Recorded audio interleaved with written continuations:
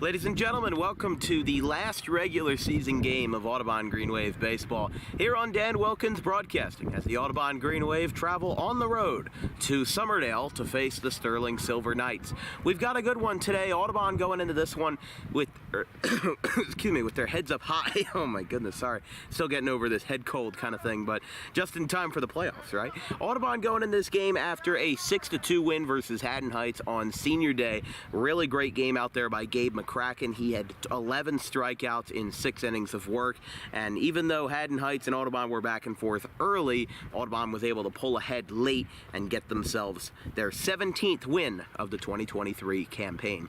For the Sterling Silver Knights, as coached by Tad Kazanowski, they lost a tough one yesterday to Paulsboro, 6-5 in what was Paulsboro's last regular season game. For Sterling, they've got one more here today versus Audubon in what is going to be closer to a 4 o'clock start as the coaches and umpires. I mean, right now it's 4:08. Audubon got here at like 3:30 for a 3:45 game. They were showing up so late, we were already set up and waiting in our chairs by the time they pulled into the parking lot. So while the coaches are meeting at home plate with the umpires and the captains, let's take a look at our starting lineups here today, starting with Rich Horan's Audubon Green Wave on the road. Tyler Wiltsey is the shortstop batting leadoff. Ryan Zimmer is the catcher batting second. Scott Lynch is the pitcher batting third. Charlie Grady is the left fielder batting cleanup. Trent Bannell is the right fielder batting fifth. Jack Dempsey is the second baseman batting sixth. Joey Slavin is the first baseman / DH batting seventh.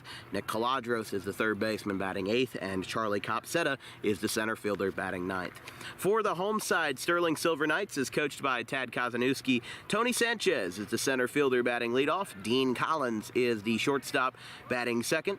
Christian Ruiz is the left fielder batting third. Nate Schwartz is the catcher batting cleanup. Luke Lomax is the right fielder batting fifth. Anthony Gogolski, the sophomore right-hander, he is the pitcher batting sixth. Evan Miller is the first baseman batting seventh. Austin Allen is the third baseman batting eighth, and Quentin Rossano is the second baseman batting ninth.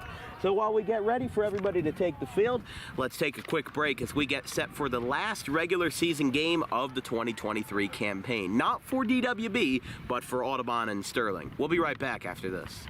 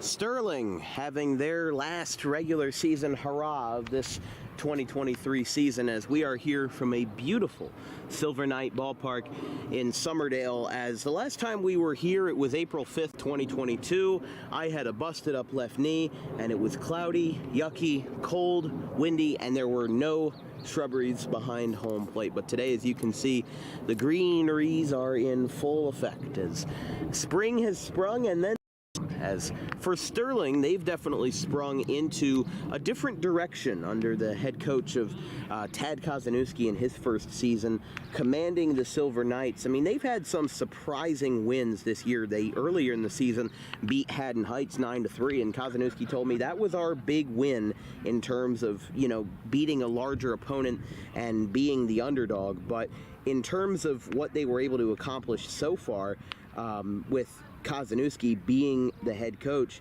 they've had themselves a good year, but it depends on really who you ask on how far they can go going into the playoffs and then some. So Tyler Wiltsey will be leading off for the Wave here versus Sterling here on a Thursday afternoon, 4:13 start time.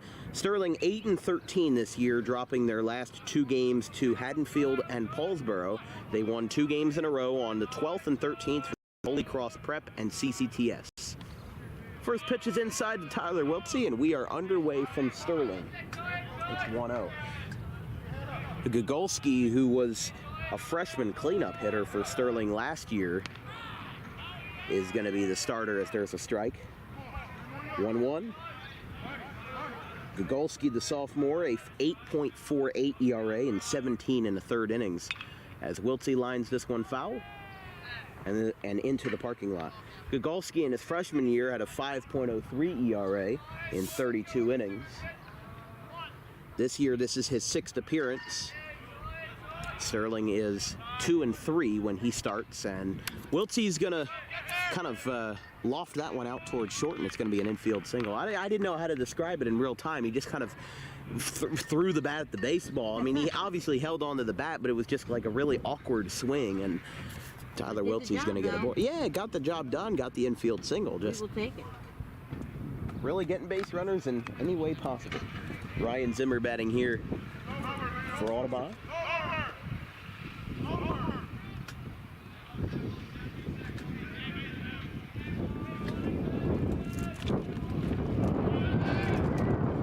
Throw over to first, nothing going on.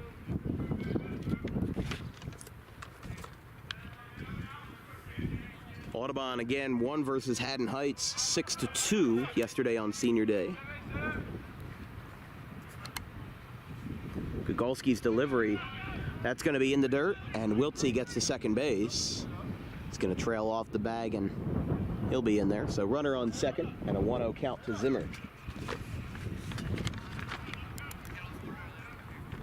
And as I kind of hinted at in the broadcast earlier, this is not our last broadcast of the regular season. It's just our last Audubon broadcast of the regular season.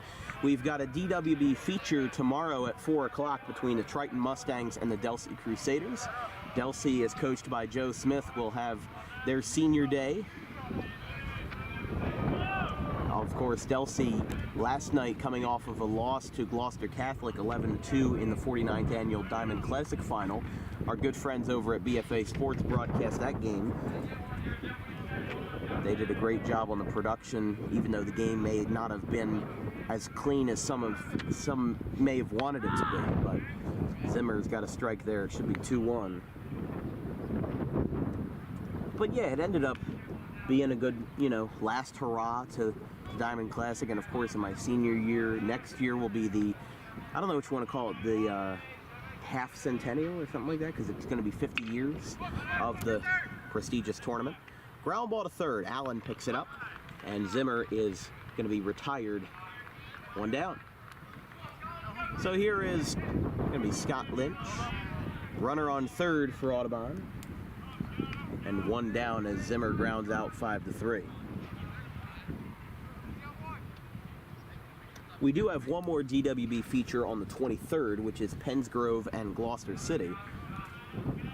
But that is technically not really going to count because it's after the first day of playoffs, which is on the 22nd. The seeding and the brackets will be revealed tomorrow for all of the groups. As it looks like Audubon may have a rematch of last year's first round playoff versus Salem and the Rams, which Audubon won 10-0 in 5 innings.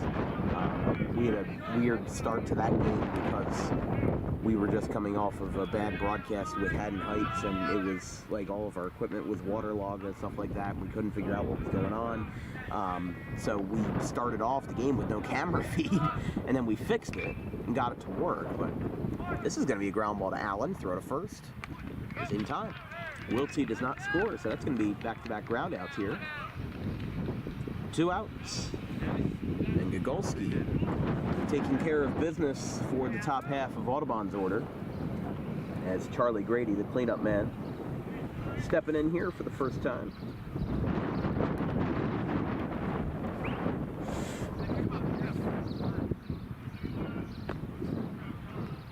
Pretty windy. A decent amount of wind, yeah. I'm moving the camera a little bit. A little bit. It's moving my papers more than anything. That's what's annoying me.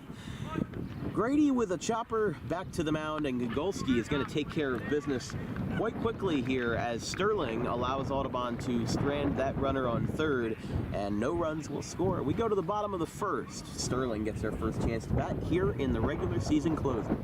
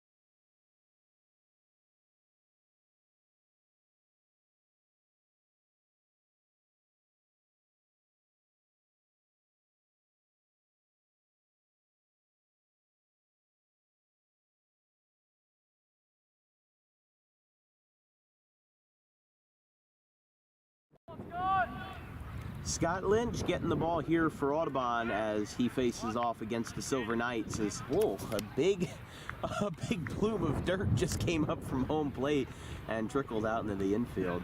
Scott Lynch getting the ball for his last regular season game as an Audubon Green Wave member of the ball club. Committed to Sacred Heart University to play football this fall, FCS Division I, as his first challenge will be Tony Sanchez, the center fielder. Speaking of lineups, let's go over them for the Sterling Silver Knights, as coached by Tad Kozanowski. Tony Sanchez is the center fielder batting leadoff. Dean Collins is the shortstop batting second. Christian Ruiz is the left fielder batting third. And here's a ground ball to Wiltsey. Throw to first in time. Routine business there as Joey Slavin picking it up. Let's go, pick it up. I think it might have been on a bounce right there, but got it with ease, and there's one away. So Dean Collins coming up here for Sterling. But after Ruiz will be the cleanup man, Nate Schwartz, the catcher. Luke Lomax is the right fielder batting fifth. Anthony Gogolski is the lefty pitcher batting sixth. Evan Miller is the first baseman batting seventh. Austin Allen, the third baseman batting eighth. And Quentin Rosano, the second baseman batting ninth here this afternoon for Sterling. So here is Dean Collins with one out and nobody on. Yeah, I mean, you know, people look at Sterling's record and they think, well, 8-13, you know, maybe not that great, but it is a vast improvement that covers leaps and bounds over their 3-18 record last year.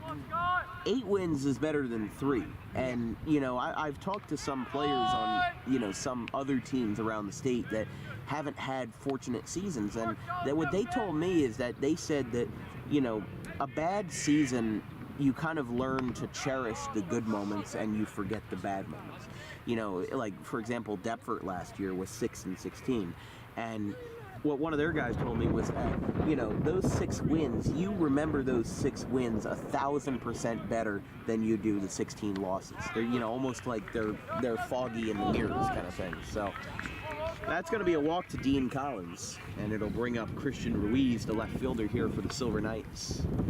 So runner on first for Sterling. They're getting it started early here. Each team with 1 base runner apiece.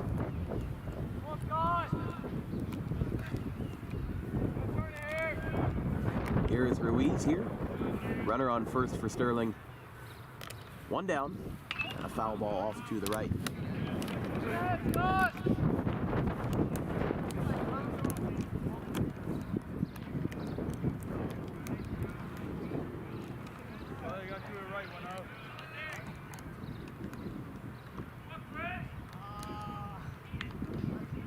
Upstairs, 1-1.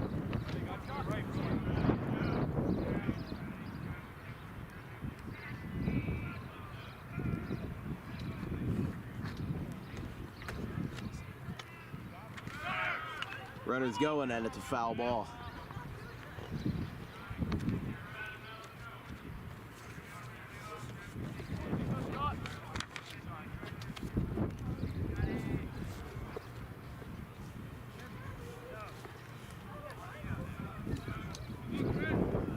Two-strike count. Lynch delivers. Breaking ball misses high. Yeah, for the 3 seniors on the team, 2 of them committed to Camden County College. I don't know Zach's plans athletically, but I know Charlie Grady's going to Camden County College to play baseball, and Scott Lynch is going to Sacred Heart to play football in the fall. Although, there is a chance that Charlie could be coming back next year as a 5th-year player, which we know we've criticized some teams with 5th-year players, but if it helps the team, it helps the team. Honestly, I just see it as being fair to the kids. You get to play. Right. You didn't get to play a seat under the COVID yet. Yeah, I can see it both ways. But my question is, where does it fall? For kids like me who missed their 8th grade year due to COVID, wiping out our spring season. Here we go. Runner's going down to second, and another foul ball. Ruiz staying alive for as long as he physically can. It's going to be 2-2. Going back to first, with a foul ball, so it didn't matter. Okay. So, yeah, but like for me, 8th grade, I missed out, but my freshman year was the fall. But I don't, play sports, so it doesn't really matter to me. But hypothetically, for 2024 kids, does that only apply for their, springs? Does this only apply for spring sports because that's the only season that was really missed? Right. But then there's some kids who couldn't play in 2020 in the fall, because they might have needed to opt out or something because of medical reasons and stuff like that.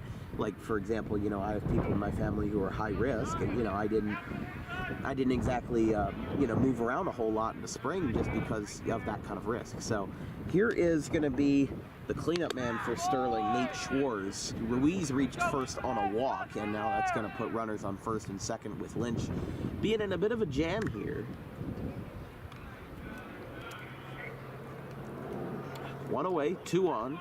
Sterling getting a bit of a hot bat here to start, but simple as that. 2 walks for Lynch.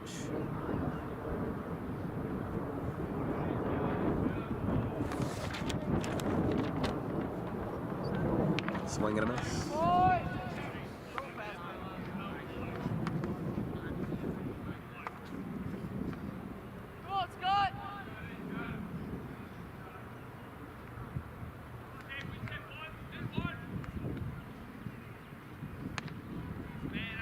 Downstairs.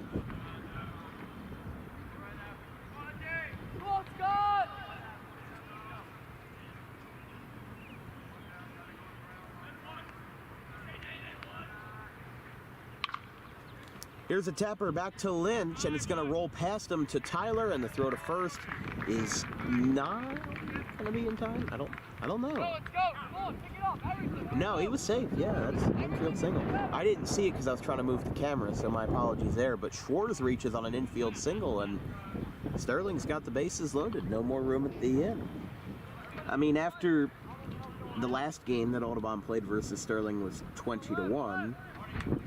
I'm not going to lie, and I'm not going to say that I didn't think that today's game was going to be of a similar outcome, but I didn't think Sterling was going to have the bases loaded with 1 out. I certainly didn't think In the first inning, yeah. Yeah, I didn't think Scott was going to get an early We did trouble. say they'd improved. They had improved, yeah, and I mean, the problem is, though, is that when Audubon played Sterling last year on opening day, it was a bit different because nobody knew that Sterling was going to go 3-18. They just kind of didn't know any better. There was a foul ball off the bat of Lomax, the right fielder. And what I said was that, you know, Audubon winning 4-3 on opening day versus Sterling, sure, in hindsight it doesn't look great winning by 1 run, but you still won, and, you know, you were still able to pull them off. And you didn't know, you couldn't have possibly known that they were going to have that record. Dempsey's going to try to turn a double play ball, and he does.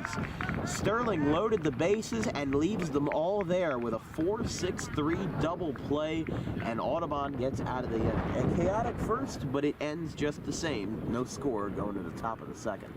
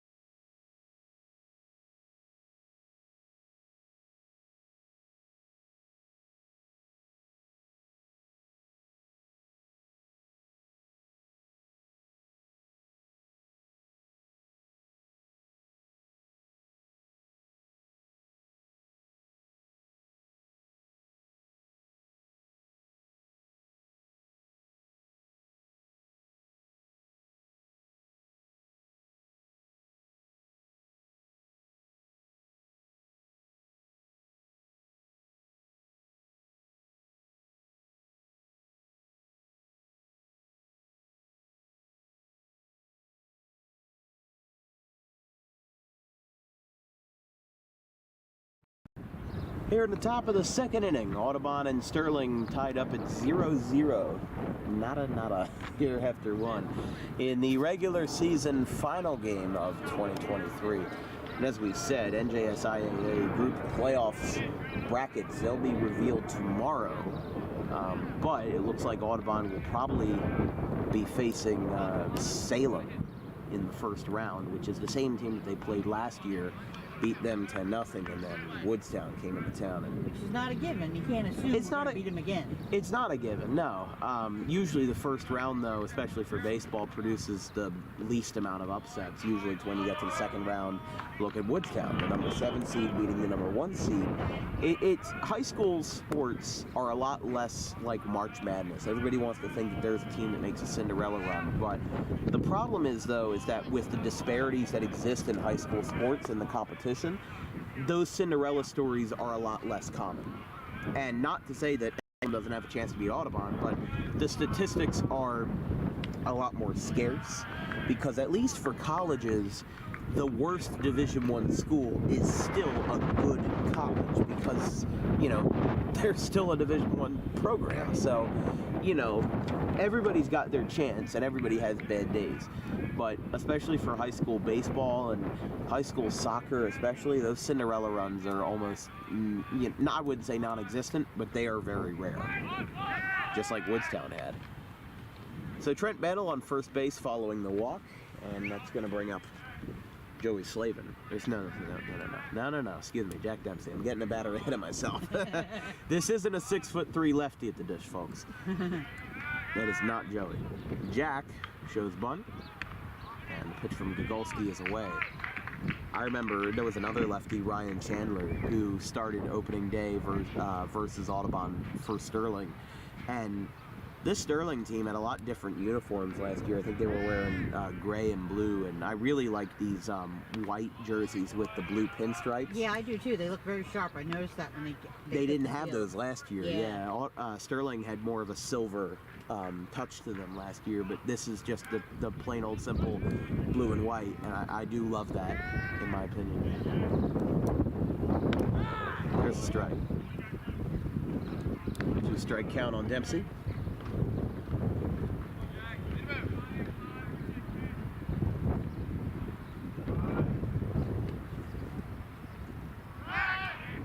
Throw over, not in time.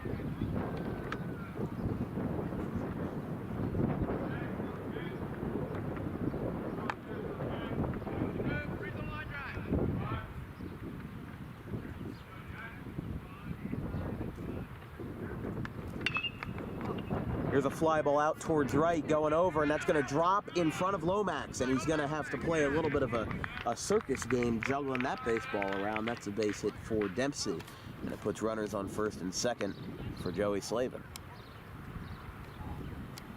He's batting here in the second inning.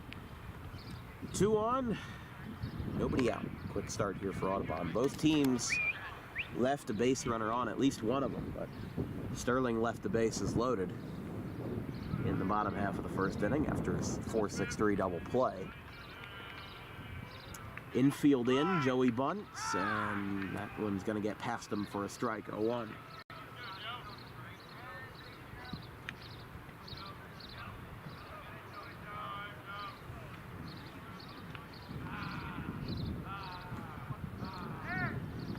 Right there, Mac. 1-1.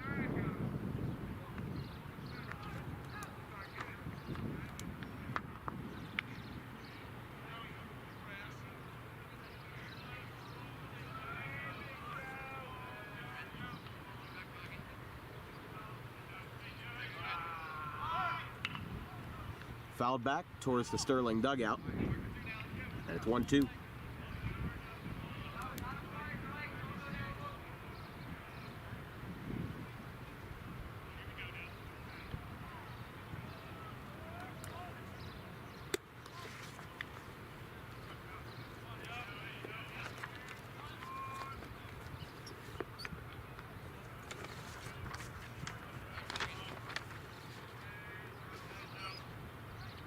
Slavin fouls it back towards the first base side. Still 1-2.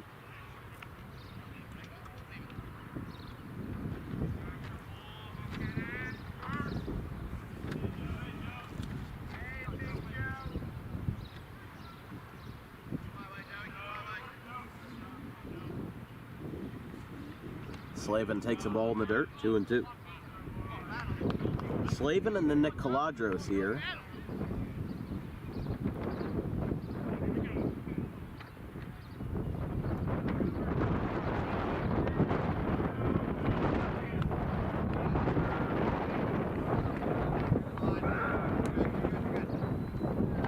That's high, 3-2. Slavin this year, the junior, batting .263, 15 for 57. 10 singles, 5 doubles, and 15 walks. 14 RBIs. That's going to make it walk number 16. 3 straight walks by Gogolski load the bases here for Caladros, third baseman. Number 8 hitter in the order for the Green Wave, and the 4th batter of the inning.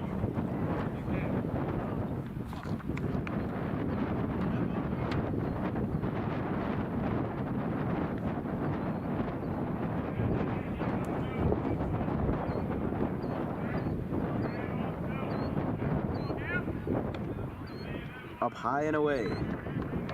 1-0.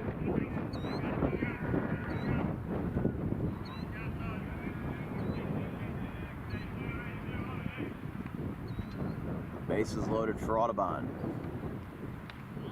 Caladros takes it outside 2-0. Yeah, Sterling, their head coach, Tad Kazanowski, he runs the TV channel for Sterling High School, channel TV 19. It's one of those public access stations, can be locally accessed, but they've focused their presence more to being online now, count us 2-1. I mean, they still do TV broadcasts and everything like that, but they have a lot larger of a presence on YouTube now, and I think the days of public access stations, being the norm, I think they are going by the wayside. They count us 2-2. I remember I was at my grandparents' house a lot in Haddon Heights when I was a little kid, and I would search through the public access channels looking at, there would be a couple from different towns, like Cherry Hill would have one, Summerdale would have one. There were a couple other ones that were they were basically live news bulletins on air. As Caladros swings and misses, first strikeout for Gugolski. That's one down for Charlie Copsetta. And I remember, especially Cherry Hills, they would have updates about school board meetings and city council news and stuff like that. And it would just be interesting for a clueless 8-year-old to see, what's going on in the local world around me. And I thought it was interesting to see now. They have a different cable package now, but I would channel surf one time, and they didn't have any of the public access channels anymore. And they're really going by the wayside as more and more people. Oh, whoa! Ban'll steal it home. He just scored the run, and Slavin moves down the second base. That was weird. The ball skipped away, and impulsively Ban'll broke for home, and then Schwartz couldn't find the baseball. And Sterling will go out to talk to their man as Gugolski. Caught us off guard too. Yeah, no, I'm sorry. Their coach is coming out to talk to their catcher Schwartz, as he may have been banged up in the play. I didn't see really what happened. I mean, I saw that Ban'll moved for home, and then he just got caught up in a whole bunch of different things. But so Charlie Copsetta is going to be up here in a 1-0 game, as Bantle was able to score on that play. And now he's coming for the plate. Here comes the bunt. Throw to first is in time. So Copsetta is out, but the sacrifice worked successfully, and it's 2-0 Audubon, as Joey Slavin moves over to third, and Tyler Weltsy will get his second bat here in the second inning. 2-0 Audubon.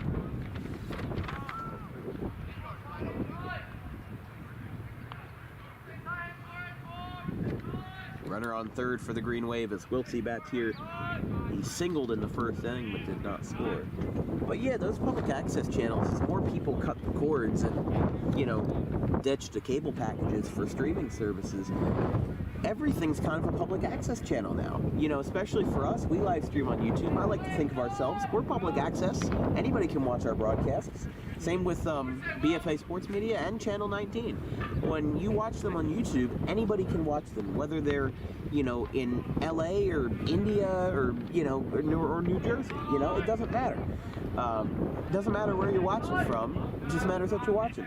And the streaming world has opened up a brand new kind of avenue for people like me to get into the business, where I don't need to have, a $200,000 setup with TV cables and everything like that, anything that I would actually use to broadcast on television. Because this isn't television, this is the internet. It's a free-for-all, really. It's the Wild West. Feels like we spent $200,000. Weltsy rockets one out towards left center field, and that ball is going to bounce over the fence for a ground rule double. So that scores Slavin, and that makes it 3-0. These are low fences around here, maybe 4 feet high, and that's going to put Weltsy in scoring position as the Green Wave have erupted to a 3-0 lead. Love to see it when they just put simple baseball principles to work. Oh yeah. Sacrifice, move them up, score. Love to see that fundamentals of baseball. And Audubon learned from their mistake last year of trying to swing for the fences too much. They had 14 home runs last year, and as a team, they were second in the Colonial Conference in home runs, but both of the teams that were ahead of them made it further than Audubon did in the playoffs. So it kind of, went to show, hey, we need to work on bunting. We need to work on defending the bunt, and we need to learn on attacking on the bunt as well. Zimmer's going to line this one in the right field, a base hit. Picked up by Lomax. Wiltsie's coming home, cut off. Throw to the plate is not in time. Wiltsie gets in there by the skin of his teeth, and it's 4-0 Audubon.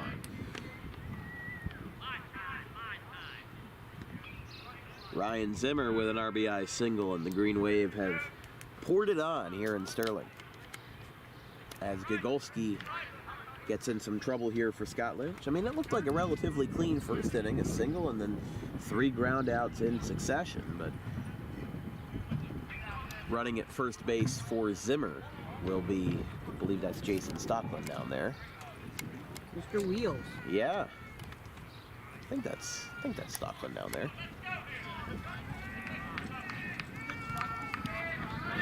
4-0 Audubon. Runner on first. 2 outs. Scott Lynch hitting here on his own behalf.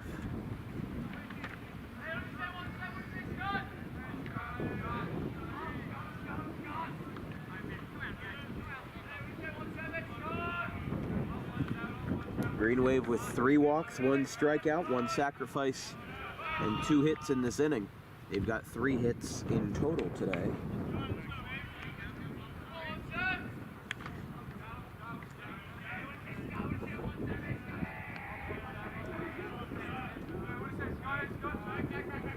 And I think I said this after, last year as well, but I think a lot is unclear about Audubon's future, in terms of who's playing where next year, and they always seem to figure it out at the end of the day with, that's Bryce Dempsey stealing second base, so not Jason Stockland.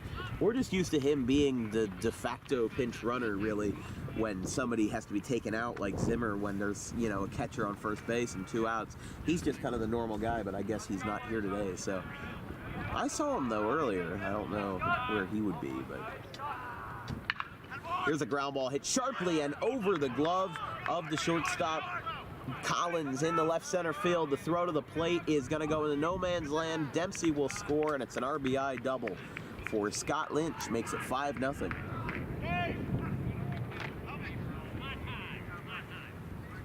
Third hit in a row for Audubon as the 9th man of the order. And the 9th man to hit in this inning. Charlie Grady will bat. Tad Kazanowski coming out here again, first-year head coach at Sterling High School, as he's going to talk to his man, Gogolski. No action in either bullpen. 5-0 Audubon here in the top of the 2nd inning.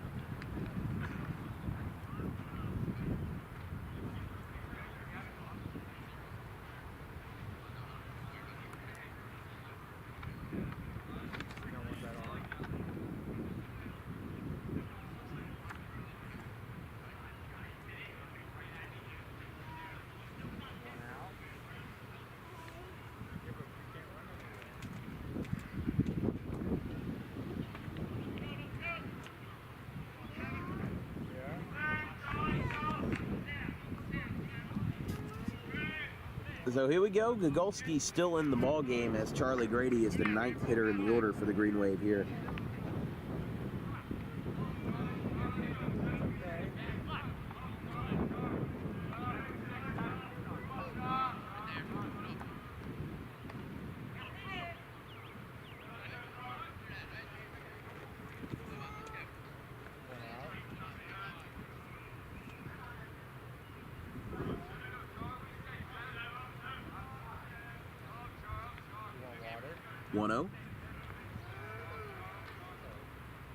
Grady taps one out towards second base, and that'll be picked up. And the throw to first by Rosano is in time, and the inning is over. The Green Wave put up a 5 spot on the Sterling Silver Knights. We go to the bottom of the 2nd, 5-0 Green Wave.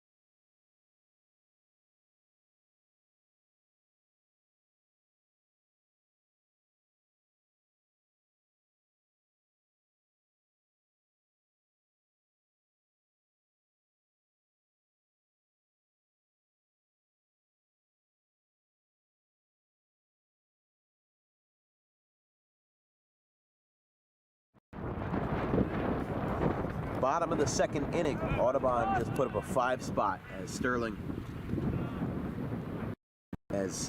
gets their chance to bat here. 9 men came up to the plate, and the first pitch is foul. Trent Mantle actually looked to me and he mouthed to me, "What's the score?" So I put up 5 on my left hand, 0 on my right hand, as in 5 fingers. 1-0 to Gagolski. There's a strike, 1-1.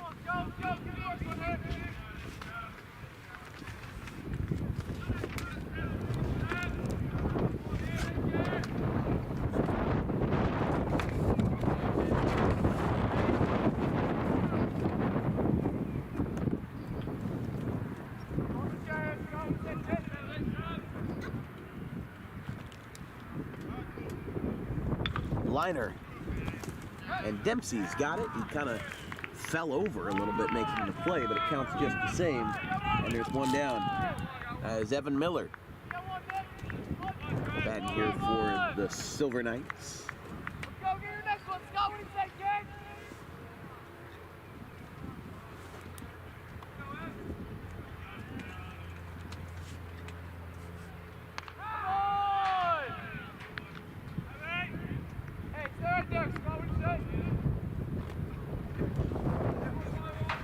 Here's the 0-1.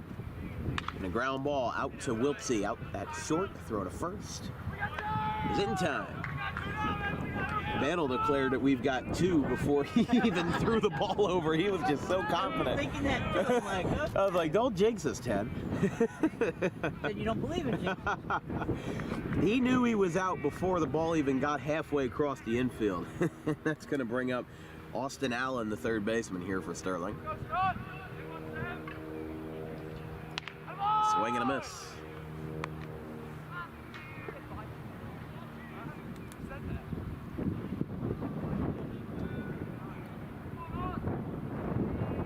Ground ball hit sharply. Out to Wiltsey, picked up at the edge of the diamond, and it is in time. Inning over. We go to the top of the third. Green Wave look to add some more on the board. It's 5-0 Audubon.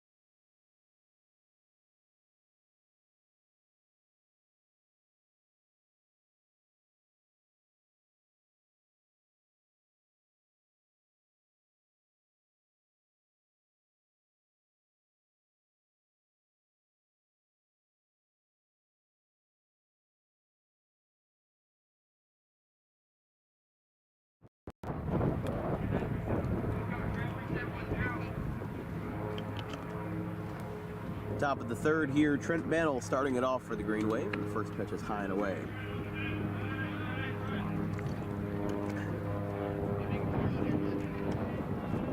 Five, 6, and 7 due up for Audubon.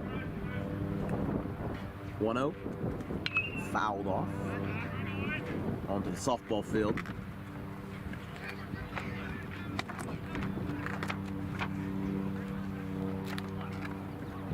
Green Wave put up 5 runs in 9 batters. A pretty efficient way of doing it, if I say so myself. But the 1-1 misses in the dirt. Gagolski still dealing out there.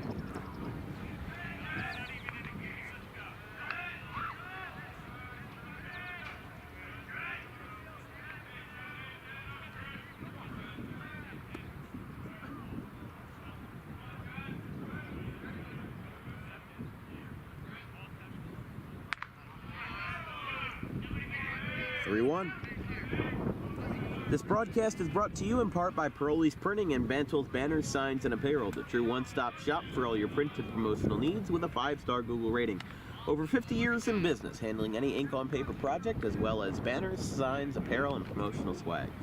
Speaking of Bantle, Trent Bantle just took a free trip down to first base, and this is going to bring up Jack Dempsey here. Dempsey walked and came around to score in the 5-run second inning as the Green Wave gets started in the third with another walk to lead off the inning.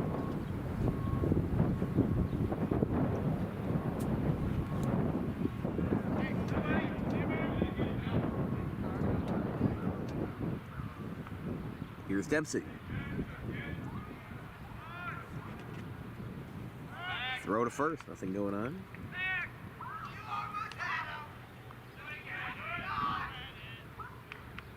It's Ryan Zimmer in the dugout. That doesn't seem like Zimmer to do that, but you could just tell instantly that that was Zim. Dempsey shows bunt, and it's a strike. 0-1. Dempsey batting .250 flat here in 2023. 15 for 60. 1 extra base hit, 16 walks, and that's really what the middle of the order has done best. He's, been able to get, this team in a situation where the middle of the order can walk, the top of the order can hit, the bottom of the order can sacrifice. It's like, there's so many moving parts in a baseball lineup that you have to craft it especially right to make it a good team. Because I was asking somebody earlier in the season, I was like, well, why do you have Zimmer batting second? And, and the explanation it was kind of giving me is that he can hit singles, he can hit doubles. He doesn't exactly hit home runs, or does he have, excellent speed. But it's important that he gets those in so that you can hit those singles early and, get on base early. That's what matters. 2-2. So Jack Dempsey, Joey Slavin on that. Something going on around here. Yeah, it sounds like an ambulance or police. That sounds more like an ambulance. Property in there trying to get through traffic. Yeah.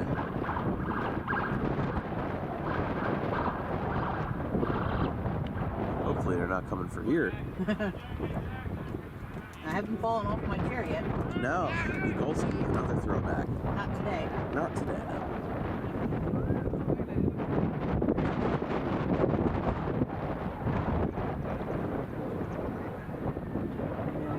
And I hear a fire truck. Yeah, something's going on. Something Here comes the throw down to second base, and it is in plenty of time. Mantle is retired. 1 down. So that's going to bring Jack Dempsey to a full count. So now, Dempsey here, no runners on, and a 1-out situation here with Audubon up 5-0 on Sterling.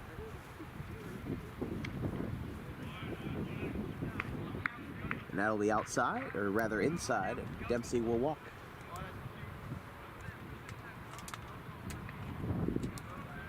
Here is Joey Slavin now. He walked his first time as a part of when Audubon got their first 3 batters up on walks. The first 3 walked, and then the last 3 got hits before Charlie ended the inning. Slavin takes inside, and it is 1-0.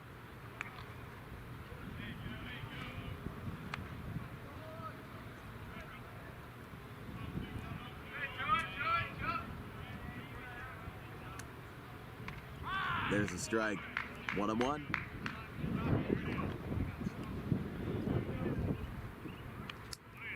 It's funny from here, it sounded like he said hi. And I'm thinking, they don't call balls like that. No, he's more like a hi-ya kind of thing. Yeah. Swing and a miss, 1-2. What? Oh, goodness. 1-2. From Gogolski to Slavin. After that will be Nicolakis.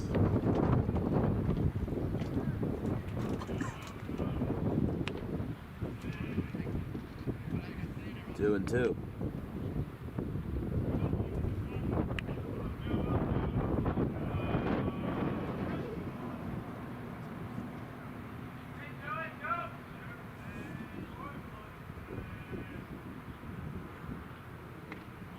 Misses inside.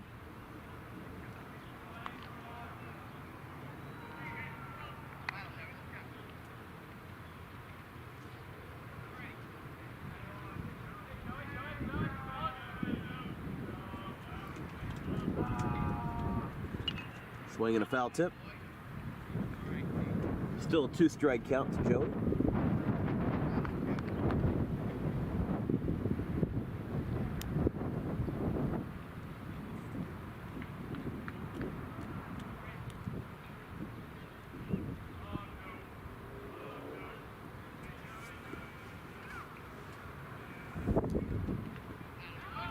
Foul ball. Dempsey started to break for second, but nothing going on.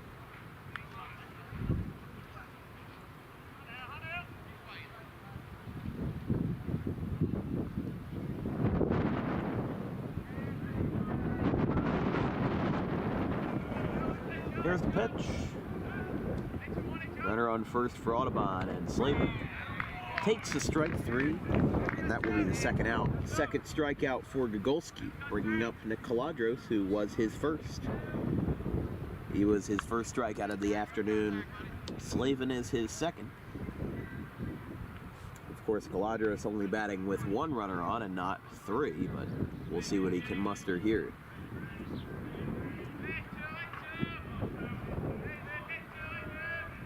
Here's the first pitch.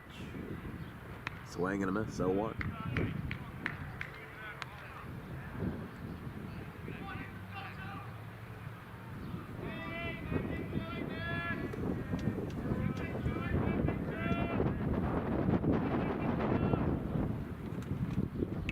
Fouled back.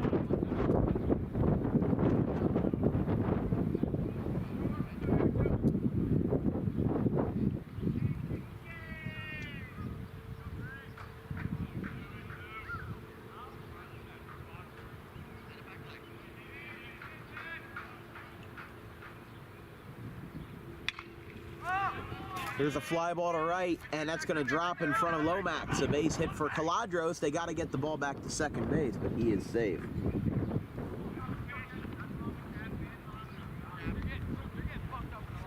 So now that's going to bring up Charlie Copsetta.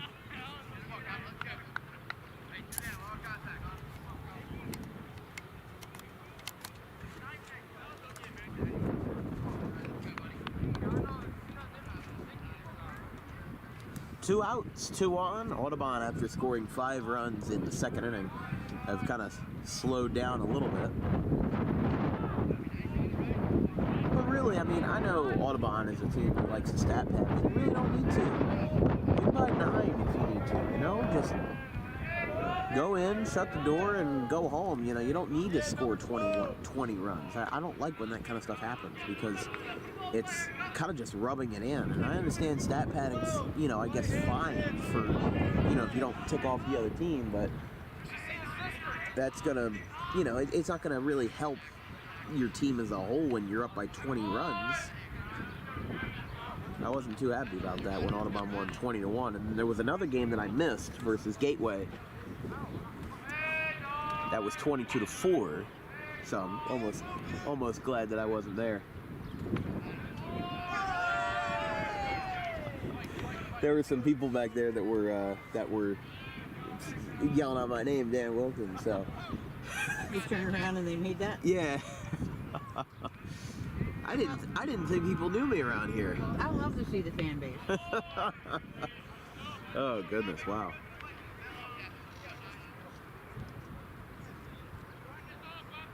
I was like, who's calling my name? And then there's like a group of like 12 people around that are calling my name. I'm like, I wasn't even paying attention. You didn't hear them? I'm busy watching the game. Oh my goodness. I gotta keep track of the game. That one misses, and Copsetta got hit by the pitch. That's going to load the bases for Wiltsey.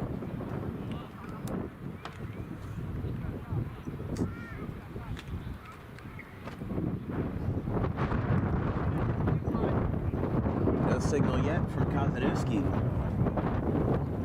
but there may be one soon. I mean, I don't know. Could be the next couple of batters if the game gets out of hand.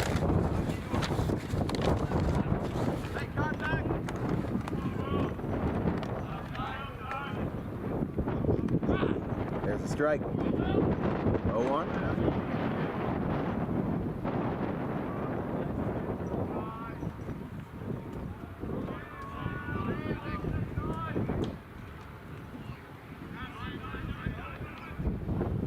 to the backstop, 1-1.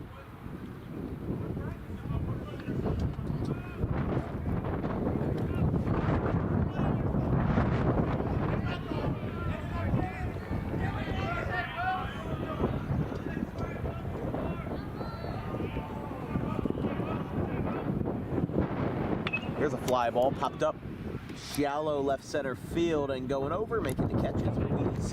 And Audubon leaves the bases loaded just as Sterling did in the bottom half of the first. Audubon looks like they could have scored, but they do not. 5-0 in the bottom of the third.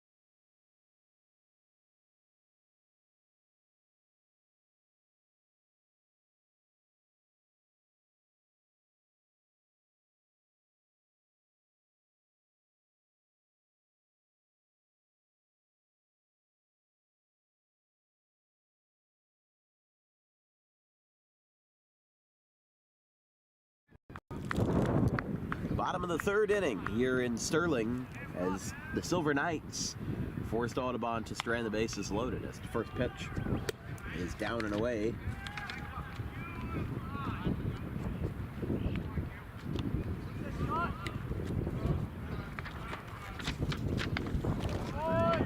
Foul back, 1-1. Sanchez, Collins, and Ruiz, 1, 2, 3, due up for the Silver Knights. Every time you say Ruiz's name, I hear chooch from Carlos, yeah. Yeah, from the Phillies. Ground ball to third. Caladros picks it up, and it is in time. 1 away. Sanchez is grounded out twice in this one, bringing up Dean Collins. I almost said Dean Kane by accident. Dean Superman. Yes. Dean Collins, he walked his first time.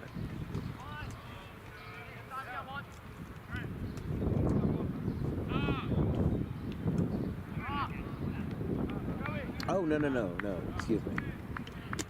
I missed somebody. Yeah, I did. Sorry. That was Rosano who just grounded out. And now it's Sanchez. Yeah, I skipped over Gogolski somehow, so my apologies.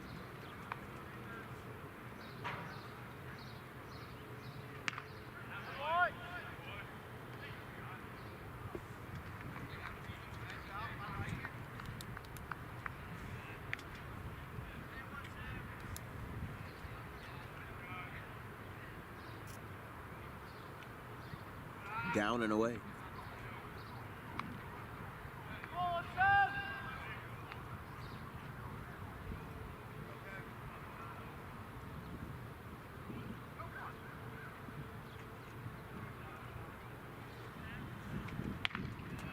Swing and a miss.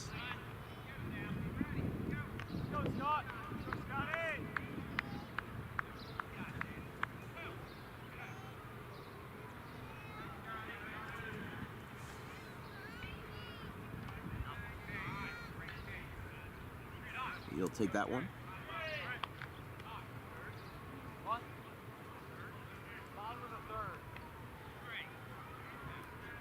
I think Copsetta forgot what inning it was. He had to ask Trent. Ground ball foul. Maybe he was in the outfield looking at planes like you used to. There's really no planes around here. I mean, there's really not a whole lot around here. I mean, at Audubon, we're on the path to the Philadelphia. Yeah. Summerdale being a little bit further south. Yeah, you're not going to get as many. Yeah. Unless they're flying west out of Atlantic City and that airport. Have you ever been to the Atlantic City airport? Yeah, I've flown out of there a couple times. Times. I mean, I don't go to Atlantic City a lot. You know, we're more Ocean City / Wildwood people in the summer. But Cape May. Yeah. On the way to Cape May. Singing was never my passion. Copsetta's going to get a fly ball here to center. And he makes the catch. San's hat, and there's 2 down. So Sanchez flies out. This brings up Dean Collins. I got a little miscellaneous trivia for you. Yeah. Well, trivia time's in the top of the 4th. This is mom trivia. What is your You may or may not know about, but my very first official boyfriend was someone who went to Sterling High School. Yeah. That was my high school. Oh, okay. I was like 15, 16. Like that song. Huh. So if this was so if you were 15 going on 16, what were you, sophomore? I think so, yeah. So that would be 1982. Yeah. Not to call you out there, but Hey. So there was no internet. You know, it just made me think about him when we got here because he went to Sterling High School. So how'd you get to know him? Through a family friend. Oh. Yeah, his aunt and uncle. Yeah, because it's not as easy to find people from other schools. No. Yeah. His aunt and uncle introduced us, and we had a puppy love for the summer. Right. Nothing too serious. One of those flings. Yeah. But he was my first official boyfriend. I see. That's interesting. I don't really know too many people from Sterling that aren't athletes, you know. I don't know too many people from other schools that are not athletes. Because I just know them from, baseball and soccer and everything like that. I just know all of that. So, Collins will walk for the second time today as Christian Ruiz bats here. Wade Geis on the doorstep of the dugout, but no, he's just giving him signs. I mean, he's just a little bit further up front than he usually is.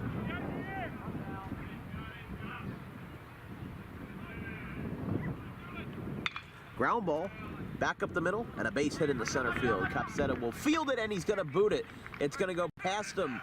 Going to third will be Collins, and it's going to be a single E8 as getting in there at second is Ruiz. Sterling threatening to score here. That was the same mistake that we saw yesterday versus Haddon Heights. Trent Bannell fielded a baseball, got down on one knee, and then took a bad hop. Just didn't exactly play it right, and that's going to put 2 runners on here for Nate Schwartz, who had a single in the first.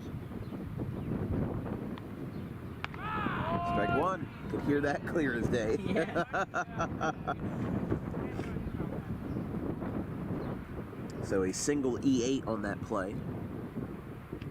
And here is Schwartz, 0-1, in the dirt. Breaking from third is Collins, but he holds up. Good work, Ryan. Good job by Zimmer there to trap the baseball, if you will.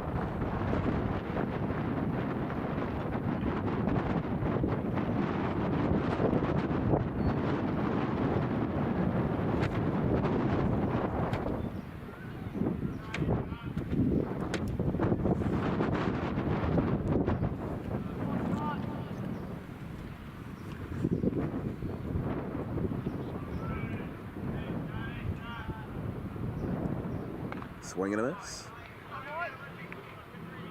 To Schwartz. 66 degrees here in Summerdale with wind blowing out to right at 9 miles per hour. Decent humidity percentage of 44%. Slower is better, less sticky. And Lynch sticks to that one, gets a strikeout. Shockingly, his first strikeout of the day. I mean, He's usually more of a strikeout pitcher than that, but he's been inducing a lot of ground balls and fly balls. But Sterling leaves 2 on. That's a total of 5 base runners they've left on base today. We go to the 4th. 5.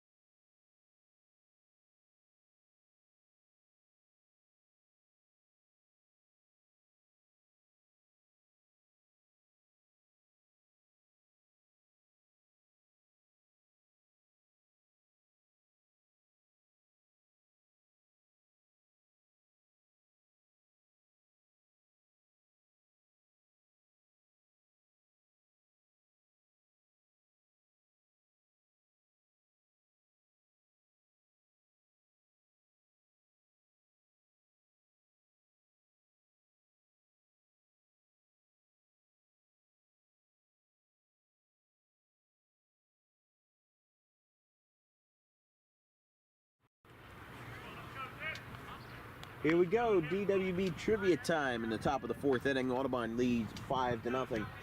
Today's question is, based on regular season wins, what is the worst team to ever win the World Series? Is it the 2006 Cardinals, the 1987 Twins, the 2000 Yankees, or the 2014 Giants? The answer will be revealed in the bottom of the 4th inning. We'll go back to the main board as Ryan Zimmer bats here for the Green Wave. Facing a new pitcher, we have a Parolee's printing pitching change. Is for the Silver Knights, it will be number 15, Evan Miller, who was the first baseman. Gogolski and Miller did a simple switch. As Zimmer rockets one out towards left field, going back, and it is caught in center. Tony Sanchez, what a play. As Zimmer is robbed of what would have for sure been extra bases, and there's one away. What a play. Tony Sanchez reaching over his shoulder right there. That was amazing. A wonderful play.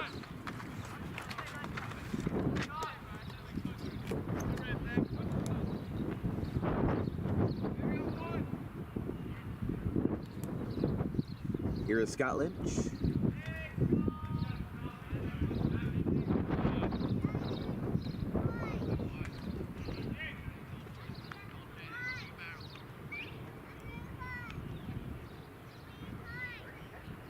One 0 to Lynch.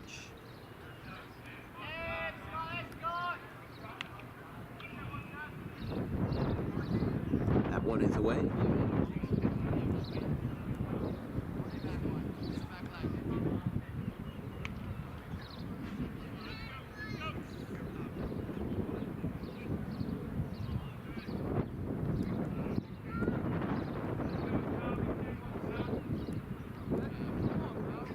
That one misses.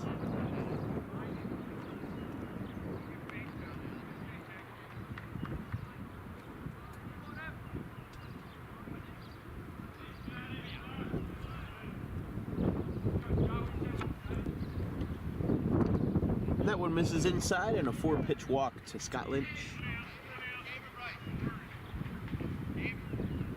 Here's Charlie Grady. How tall is Lynch? About 6'3". Do you think that the height has something to do with how many walks he gets? I would say the opposite. Really? 'Cause, you know, you look at somebody like Aaron Judge for the Yankees, you know, you're your strike zone kind of goes down from the letters of your jersey, or like right at your chest, right at where the breasts are, down to the knees, and maybe a little bit higher than the knees, right in between, like in the middle of your thigh. Yeah. So that's kind of loosely where the strike zone is. So if you look at a guy like Jose Altuve, he walks a lot because the pitchers have to throw a little bit harder to control him because he's 5'6". Right. And then you look at a guy like Aaron Judge, he doesn't walk a whole lot, and he's got a lot of strikes that are called outside of the zone because he's taller. So I would say actually the opposite would be true. Huh. Abe McCracken is running at first base for Scott Lynch, as Grady rockets one out towards right field, going back, and it is caught by Lomax. What a play. He's going to have to try to double him up, but they are not going to have a play. McCracken is going to get back in safely with a line drive to right. A beautiful show of defense there by the Sterling outfield here in the first 2 outs. McCracken got really close to getting doubled off there. And now that's going to bring up Trent Bennell with a runner on first and 2 outs. Right in front of us too. Yeah. And that's why we set up, about 10 feet behind the temporary fences, just because of the fact that if his momentum carries him over the fence, you don't want to. We saw that one game. Right. The kid jumped over it like it was a hurdle. Yeah, down in Haddon Township. Here's a pitch from Miller. That one gets away, and McCracken's going to get to second base uncontested.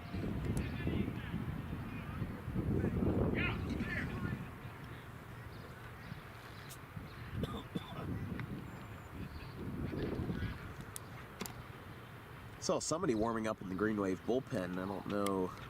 I believe that's Josh Nolan over there, from what I can tell. And he just went behind the dugout, so I believe that is Josh Nolan. 2 outs, runner in scoring position, and Miller throws an eephus pitch to Trent Bennell. Need to put that one in slow motion. There's a difference between a curveball and an eephus. And an eephus pitch is like a lob. Oh, okay. And a curveball actually moves. Eephus pitches just kind of go down in the trajectory of where they were supposed to be. Almost, think of it like a slow ball, And hitters do miss it sometimes. And Bannell was already out of the box by the time the ball reached home plate. That's going to be a walk, putting runners on first and second here for Audubon, as Bannell has walked all 3 times, bringing up another man who has walked twice, Jack Dempsey.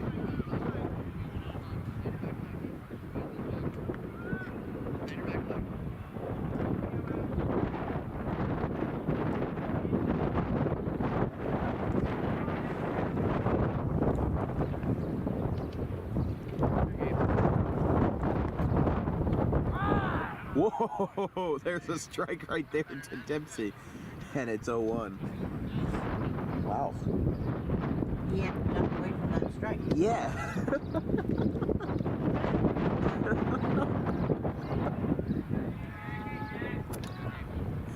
Oh my. Never know what you're going to get. Dempsey out to left field, that's a base hit. Picking it up is Ruiz, and the throw to the plate is not going to be in time.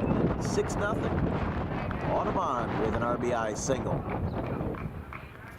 As the Green Wave put one another on the board. After 5 runs in the second, Dempsey with a base hit. Bringing up Joey Slavin. He has walked and struck out. This puts runners on first and second here for Audubon.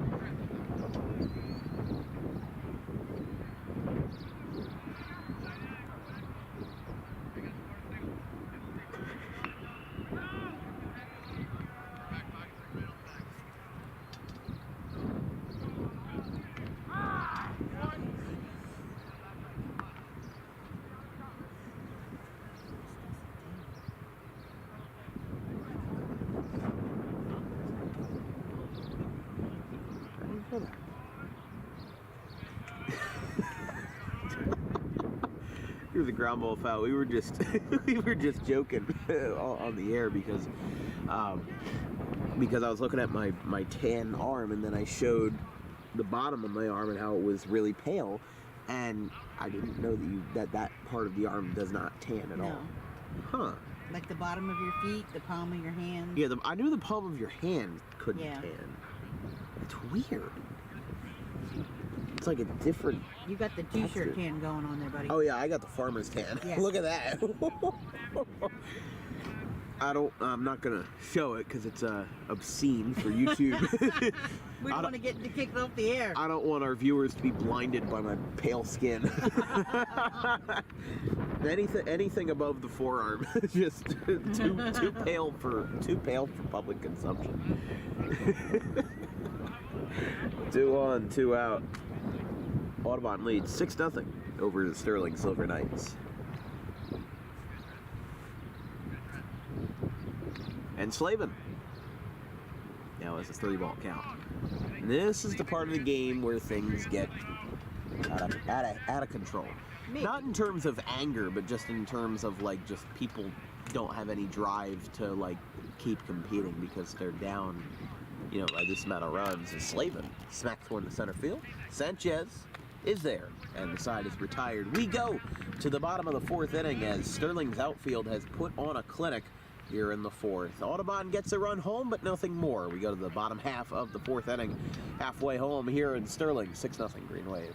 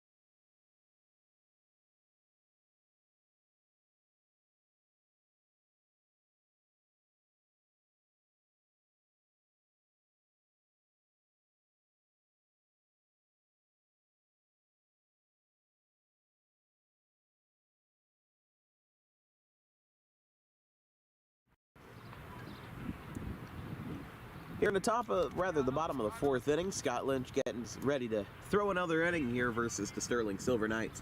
It's time for DWB Trivia Time. Today's question is, based off of regular season wins, what is the worst team to ever win the World Series?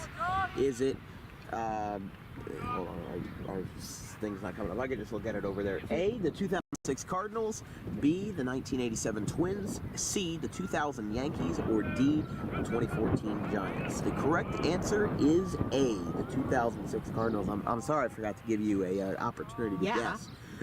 And I was wrong again. I was going to say the 2000 Yankees. I'm almost always wrong. That would have been their last year winning the World Series during their dynasty run in the late 90s. But we'll go back to the main board here as getting it started for the Silver Knights. Oh, here's a pop-up. And Zimmer tried to make the play, but he ran into the fence. So 1. Good hustle there by Zimmer. Going down for it and getting all over that ball.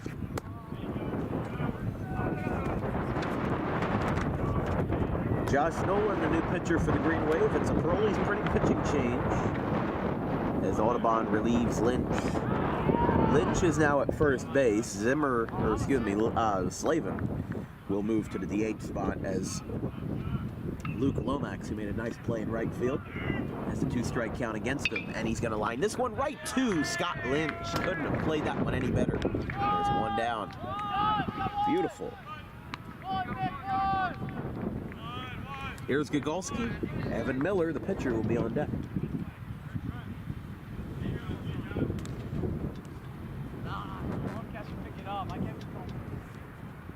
Here's the lefty Gogolski. He grounds one sharply to Dempsey, and he's going to get an underhand toss here for the second out. Taking care of quick business here.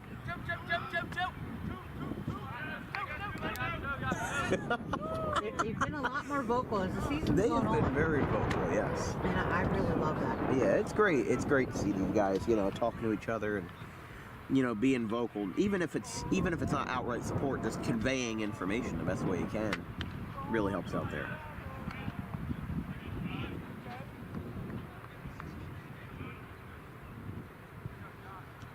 Evan Miller, the sophomore, batting .237 here for Sterling. 9 for 38. 4 walks, 1 hit by pitch, 1 stolen base.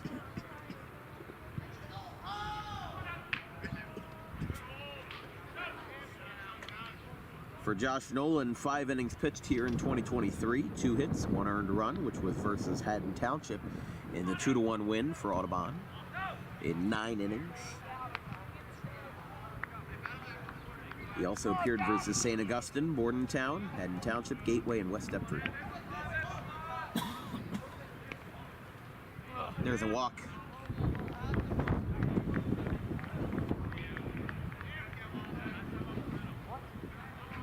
So getting a free base will be Miller, bringing up Austin Allen.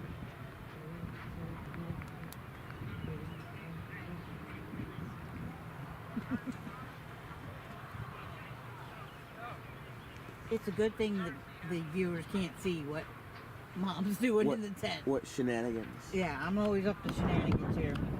I don't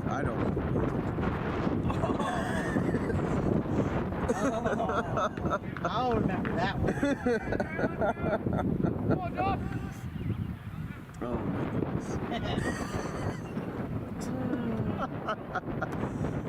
Pinch running at first is Casey Kozanowski, the sophomore, in place of Miller. First pitch is a strike to Austin Allen, the senior third baseman, batting .179 in his swan song campaign. 5 for 28, 3 walks, 1 hit by pitch. There's a ball, 1-1.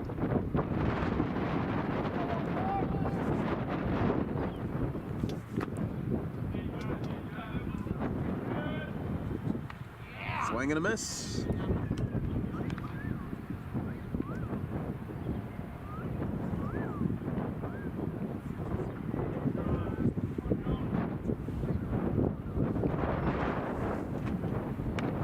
There's a strike, and Allen is retired to retire the side. Josh Nolan with his 6th strikeout of his sophomore campaign. We've got a couple more to play, though. 6-0. Audubon leads after 4.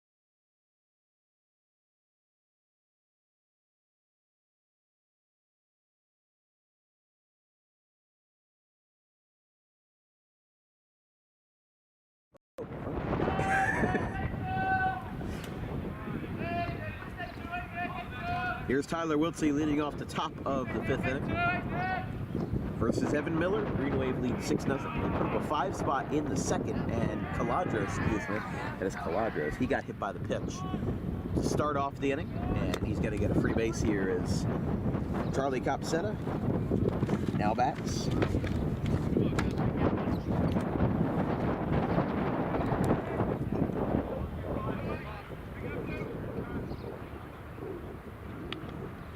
Copsetta has had a hit by pitch and a sacrifice bunt in this one.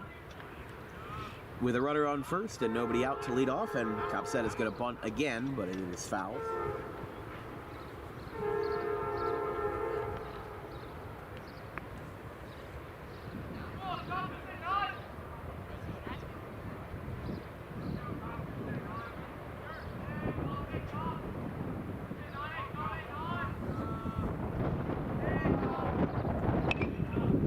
Popped way up, a country mile high. Who's going to get this one? Gogolski lets it fall. That's a fair ball. They're going to throw it down to second base, and they got him.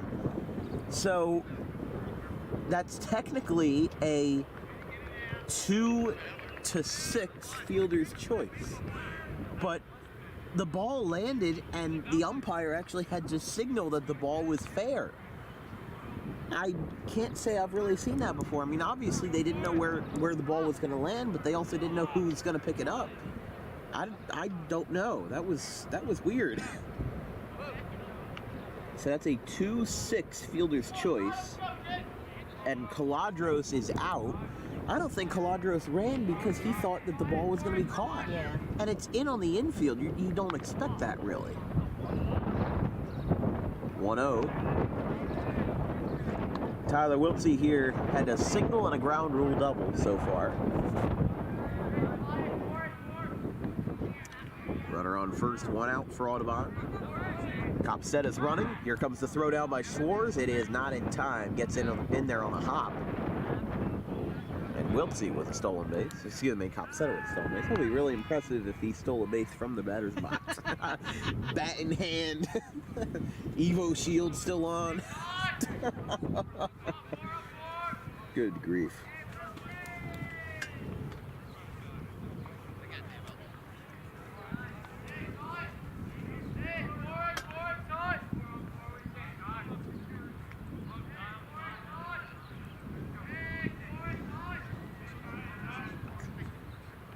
That one skips away from Schwartz. Going to third is Copsetta. And he is in there.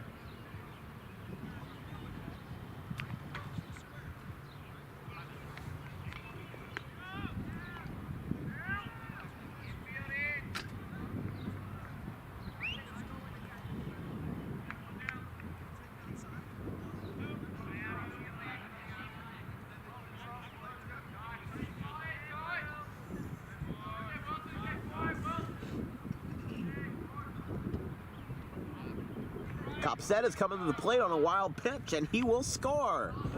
Copsetta comes home with flying colors, and it's 7-0. So the Green Wave continuing to tack it on here, as Tyler Wiltsey now has nobody else to drive home except himself.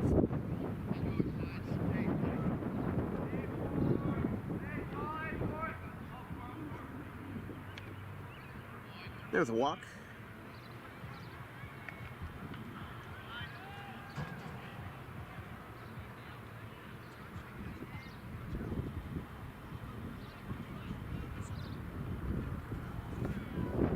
So here is Ryan Zimmer, as Wiltsey has reached base for the 3rd time in 4 at-bats. As Zimmer, 1 for 3, a line out, a ground out, and a single that he scored on. So at first, nothing going on.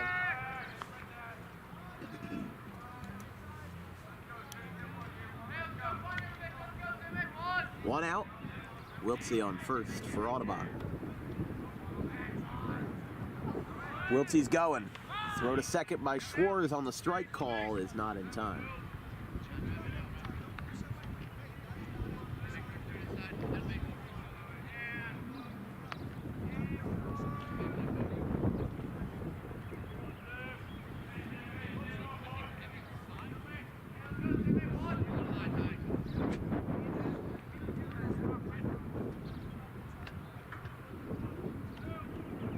Ground ball out to short, picked up, throw across the diamond, is in time.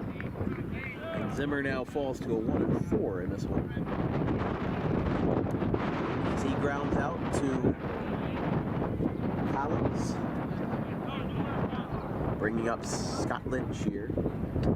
He has doubled, walked, and grounded out in this one with 2 outs and runner on third base here for Audubon. So Wiltsey moving up on the ground ball. Lynch with an RBI single to left. Fielded by Ruiz, and Wiltsey scores. It's 8-0.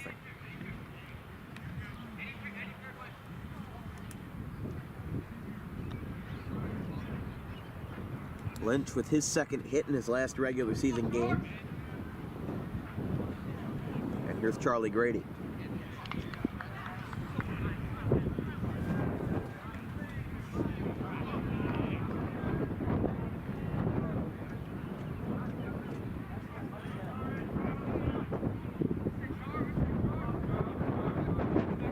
Some of the players on the Audubon team, they're members of the soccer team in the fall, including, well, Tyler Wiltsey, not anymore because of commitments to Rutgers, but Trent Bantle is, Nick Caladros was at one point, and there's a couple others on there, but Grady's going to pop this one up, out towards first base. Gogolski is going to drop the ball, and it's going to be a fair ball as the ball went past first base when it landed in fair territory, so that's be a straight up miss. So Gogolski just missed that ball straight up, and Grady's got a base hit. And yes, that has to count as a base hit because it did not hit the first baseman. Did not hit his person, did not hit his glove, therefore it has to be scored a base hit. I don't like it, but that's how it's always been. Lynch moved all the way up to third on that pop-up because there were 2 outs, so he was running no matter what. And this brings up Trent Bantle. So what we were saying was that Major League Soccer, the MLS, they just bought an expansion team in San Diego. And it's going to be the 30th club for MLS, as Schwartz is just not even going to throw the ball down to second base. Charlie's going to get in there. So there's an Egyptian billionaire, Mohammed Mansour, who is paying the $500 million expansion fee to join the MLS, which is the largest price ever paid for an MLS franchise.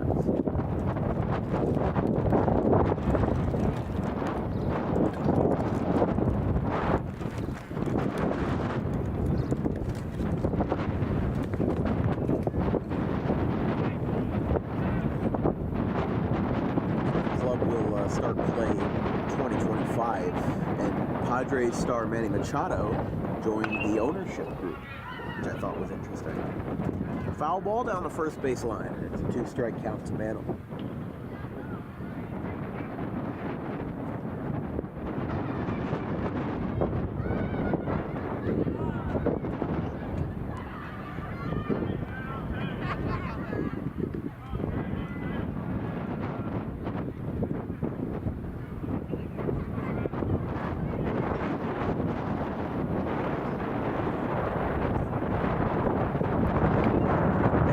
Foul ball.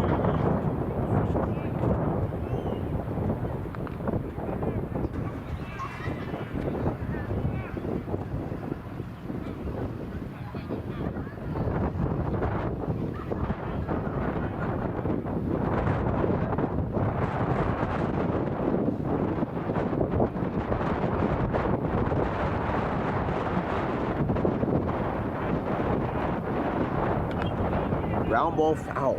That stays alive.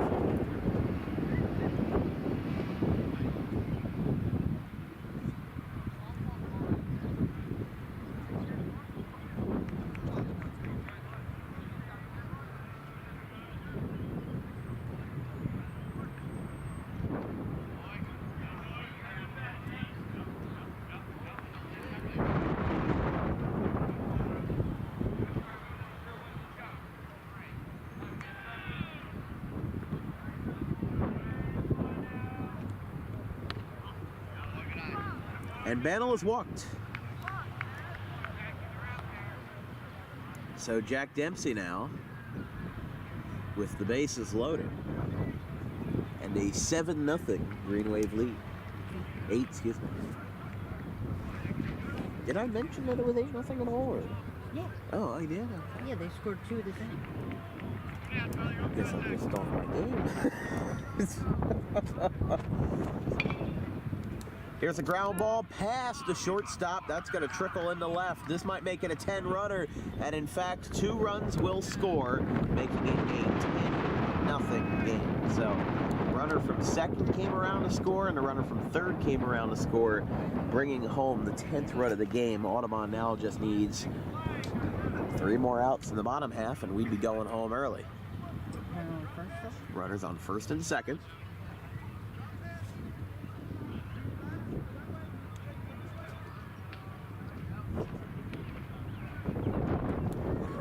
First pitch to Slavin misses, and now going up to second base will be Dempsey. So now runners on second and third. 1-0 count. Slavin is the 9th batter to hit this inning.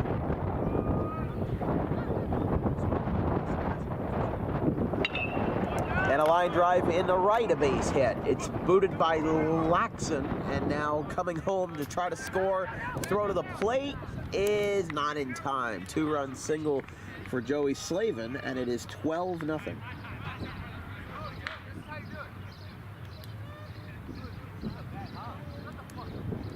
So here is Nick Caladros.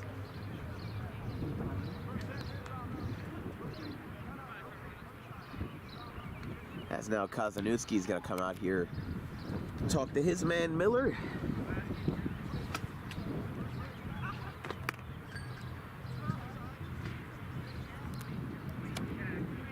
Audubon has put up 5 runs here in the 5th inning. 6, excuse me. I can't even do math. It's 12-0. That's what I'm here for. I keep the math. Yeah, you're the accountant of the family.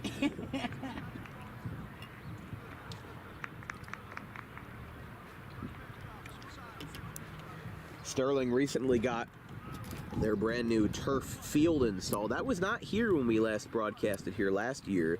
Their new turf football field cost $1.9 million to build. Wow. It's an ambitious project, but it looks nice. Better look nice for $2 million, am I right? You know?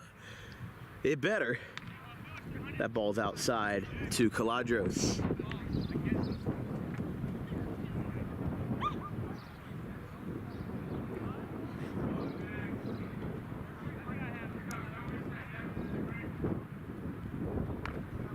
There's a strike.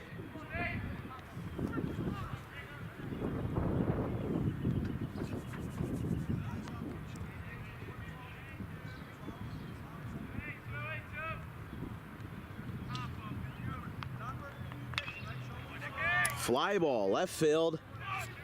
Fair ball. It's going to hit off the wall. And the ball went under the wall, but Ruiz waited a while to say anything about it, and that's going to be a ground rule double because I think it went under the fence. Can't see it out there. Maybe it's over there. I can't tell. Yeah. Yeah, that's going to put runners on second and third, and I believe that's going to bring another run home, making it 13-0.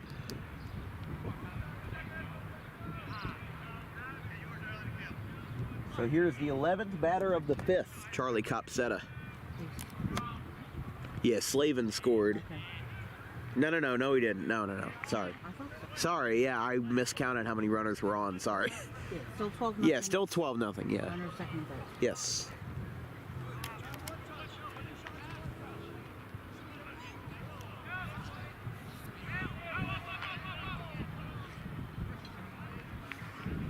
JV game still going on down there. Down to our, right about 1 o'clock, I'd say. Oh, I didn't know they were playing down there. Yeah, they're really far off in the distance. One's inside. We'll see. As you can see. Yeah, they're out there.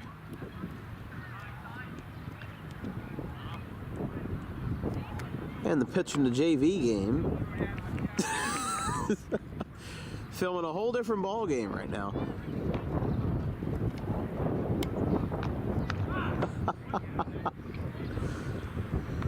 That was funny. They were all waving to me out there. They were all trying to find me. I see why you couldn't see the ball. On the replay, it shows that the ball went out of play much Oh, okay. Yeah.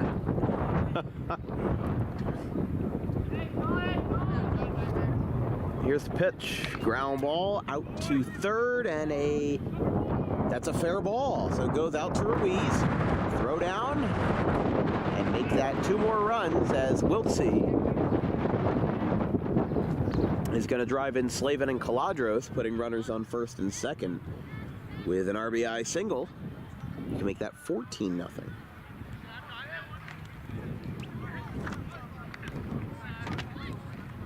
And like I said, this is just part of the game where everybody seems to lose it a little bit, you know, just... I'm ready for my nap. I mean, how long has the broadcast been going on? It's only been an hour 53, and we were up like 10 minutes, 15 minutes early. Yeah, it's been quick. Yeah. First pitch to Zimmer is a strike.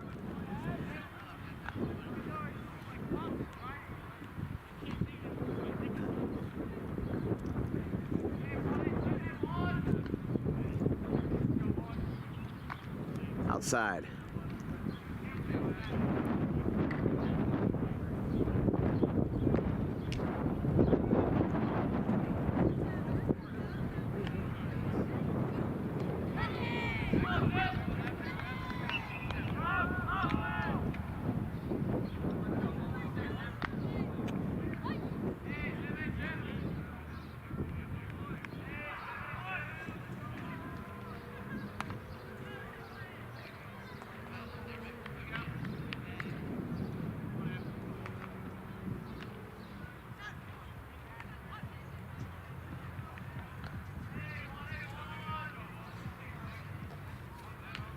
Here's the pitch to Zimmer.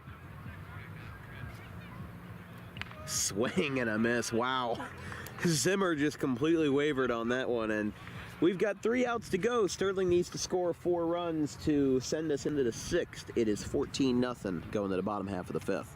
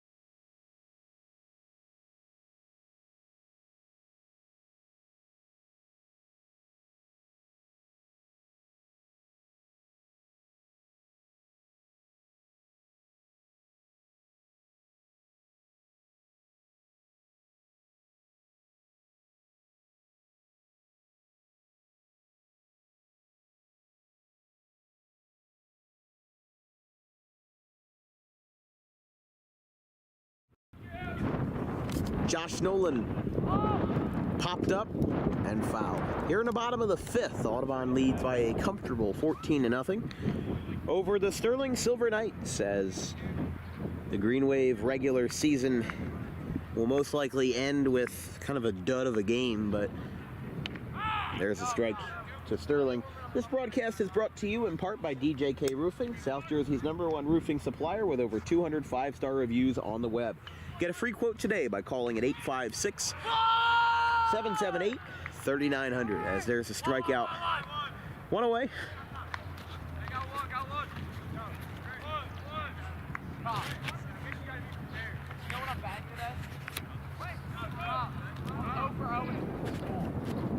As here is going to be Sanchez as Rizano went down on strike, second strikeout for Nolan. And Trent Bantle was talking to Copset out there. He is right. He technically has not had an at-bat today. He's just had 4 plate appearances. Copsetta is going to get fly ball out to left. That one's caught by Grady, and there's 2 down. We could get home early here. Don't forget, folks, next Dan Wilkins broadcasting live stream will be tomorrow at 4 o'clock. Triton and Delsey from Delsey High School as the Crusaders pursue their senior day here in 2023 after a loss to Gloucester Catholic in the 49th Annual Diamond Classic, as the last man separating Sterling from their 14th loss of the year will be Dean Collins. Says I will check, but Bantle was looking for Heights in West Deptford. There's a strike. That will determine, though, with Audubon winning this game, if West Deptford wins versus Haddon Heights, Audubon will at least get a share of the Colonial Liberty Division. A ground ball to third, and the Audubon Green Wave will win this one 14-0 over the Sterling Silver Knights. They were up 5 after 2.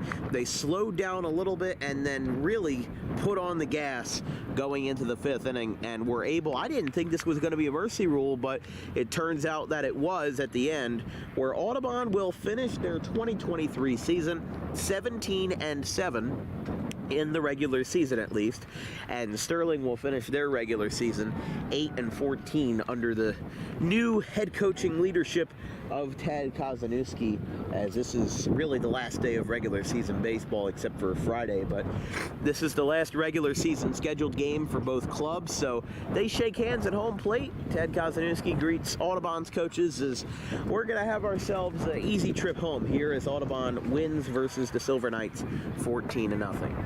From everybody here at Dan Wilkins Broadcasting, my graphics crew Gavin Vanrell and Caleb Lane, my producer Donna Wilkins, and myself, Dan Wilkins.